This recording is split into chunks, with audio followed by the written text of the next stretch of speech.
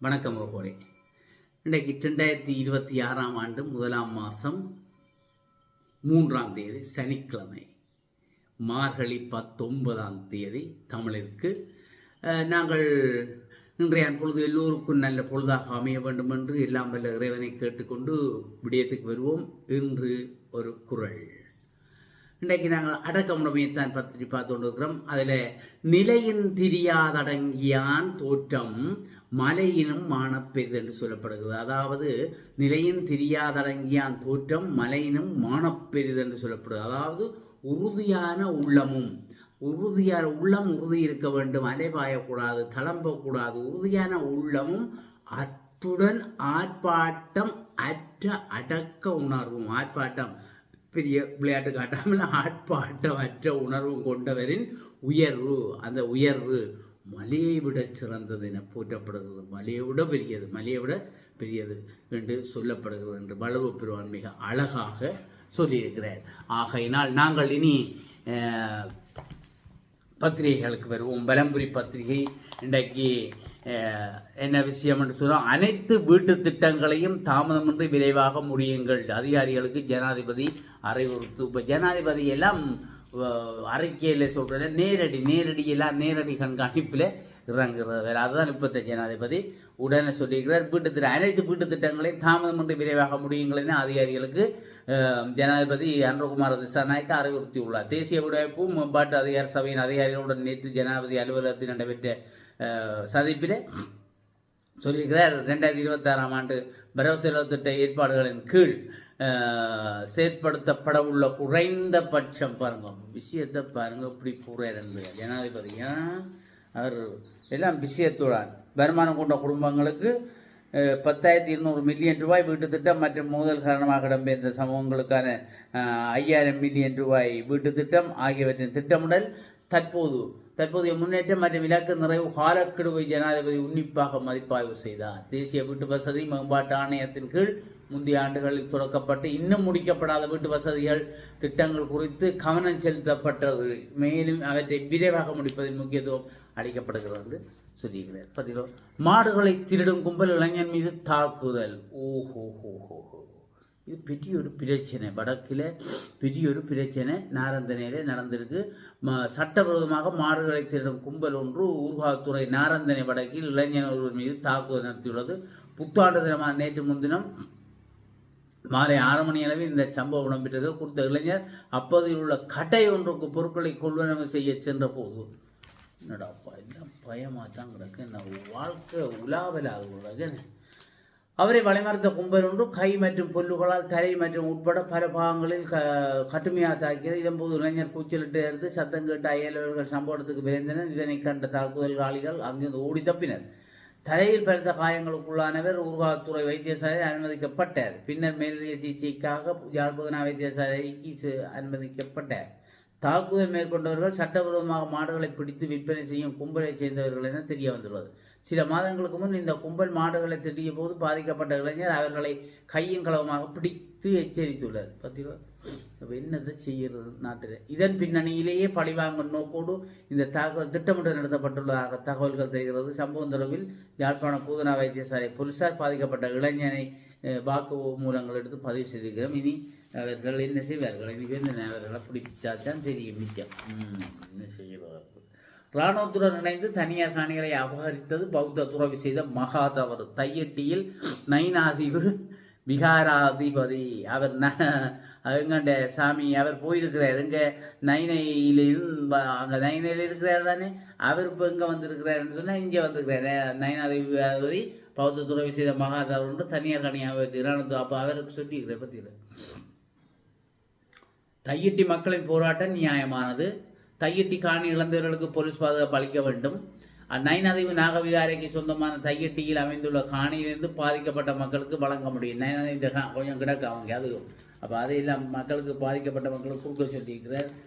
ஒவ்வொரு மாதிரி என்ன செய்கிறது, என்ன உலகங்கள் கடவுளே.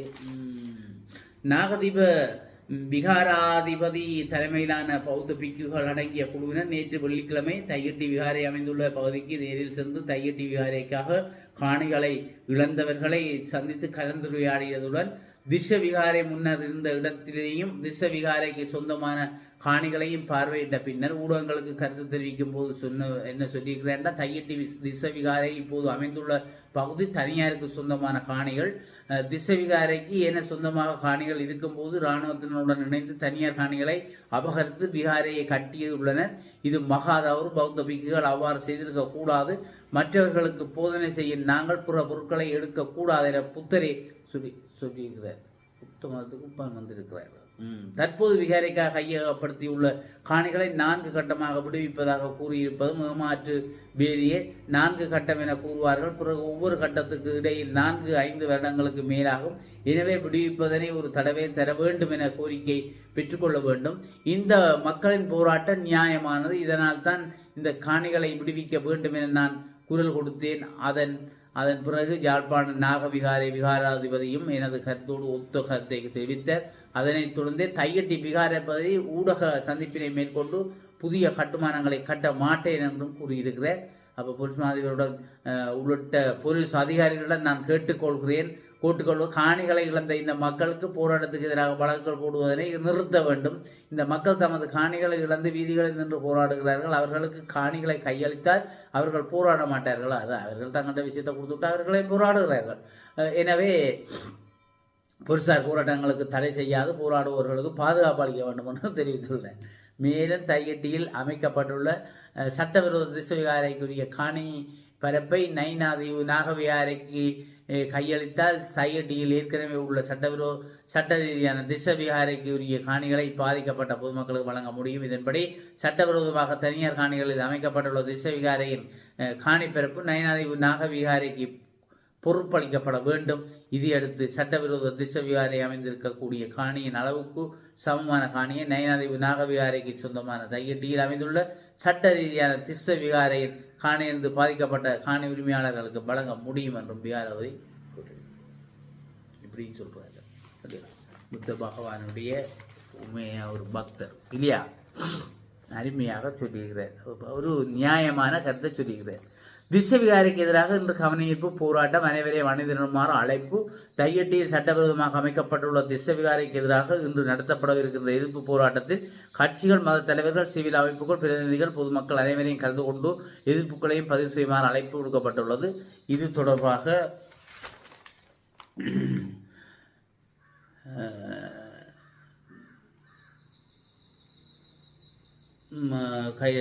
இது தொடர்பாக திஸ்ஸ விகாரை இது தொடர்பாக கோரிக்கையை வடமாகாண காணி உரிமைக்கான மக்கள் இயக்கத்தின் தலைவர் ரத்னசிங்க முரளிதரன் விடுத்துள்ளார். இது தொடர்பில் ஊடகங்களுக்கு அவர் மேலும் கூறுகையில், சிங்களவர்கள், இஸ்லாமியர்கள் தமக்கு ஒரு பிரச்சனை வரும்போது தங்களது பிரிவினைகளை மறந்து ஒற்றுமையாக ஒன்று சேர்கிறார்கள். ஆனால் நாம் பல்வேறு வகையில் பிரிந்திருக்கிறோம். எல்லாவற்றையும் மறந்து இன்றைய தினம் தையட்டி சட்டவிரோத விகாரை போராடுவதற்கு வர சொல்லுகிறார். நாங்கள் இங்கே பிரிவினை தான் எங்களுக்கு முக்கியம். பிரிஞ்சு தான் இருக்கிறோம். எங்கவே ஒன்றாக இருக்கிறது. திருவண்ணாமலையின் படுகொலை செய்யப்பட்ட 5 மாணவர்களின் 20வது நினைவேந்தல் கொண்டாடப்பட்டிருக்கிறது. இந்த தையட்டி போராட்ட விவகாரம் வேலன் சுவாமி உட்பட 5 அழைப்பானை. அவர்கள் இன்றைக்கு போகலாத கடந்த 11 தினத்தன்று நடைபெற்ற சட்டவிரோத திஸ்ஸ விகாரைக்கு எதிரான 1 மாதமாச்சு. வாக்கு மூலம் பெறுவதற்கு இவர்கள் 5 பேரும் எதிர்வரும் 5ஆம் தேதி காலை வரை சொல்லி செய்திருக்கு. இந்தியாவில் கொழும்பில் கலந்துரையாடிய பின் நடவடிக்கை.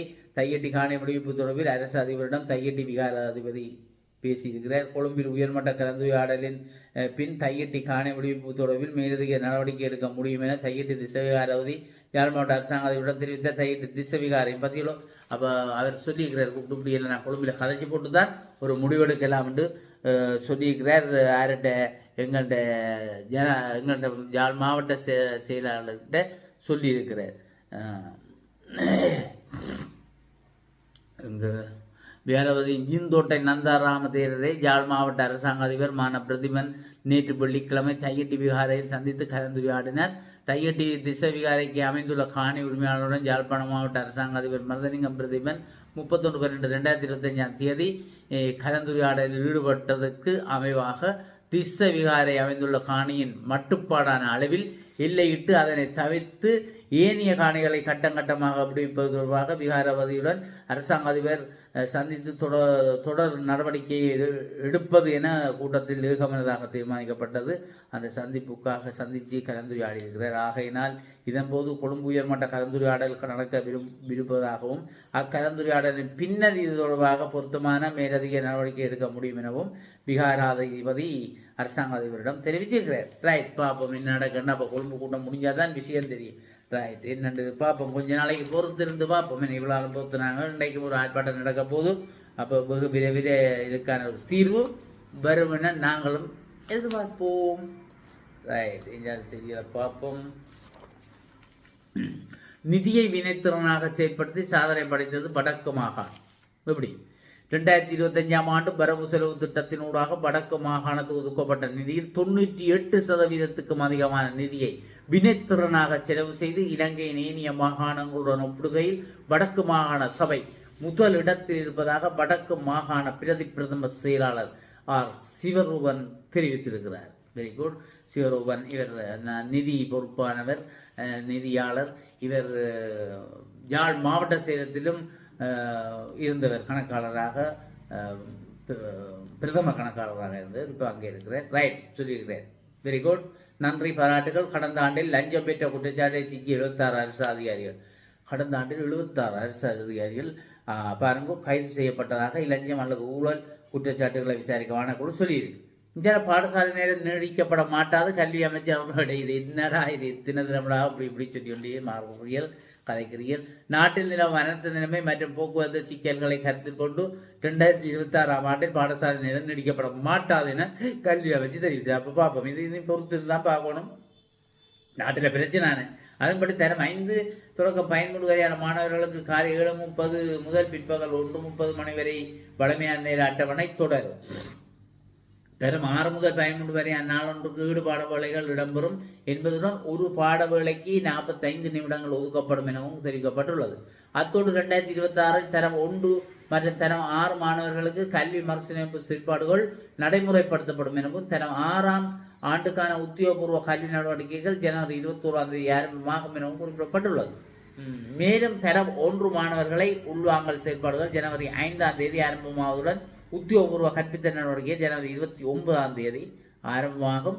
அத்தோடு தரம் 1 மற்றும் 6 மாணவர்களுக்கான புதிய பாட புத்தகங்கள் கற்ற நடவடிக்கைகள் ஆரம்பமாவதற்கு முன்னர் வழங்கப்படும் என்றும் ஏனைய தரங்களுக்கான புத்தகங்கள் ஏற்கனவே வழங்கி முடிக்கப்பட்டுள்ளதாகவும் அந்த அறிக்கையில் தெரிவிக்கப்பட்டது. கல்வி அமைச்சர் வலு விவரமாக தான் காய்ச்சி கொண்டிருக்கிறார் இல்லையா.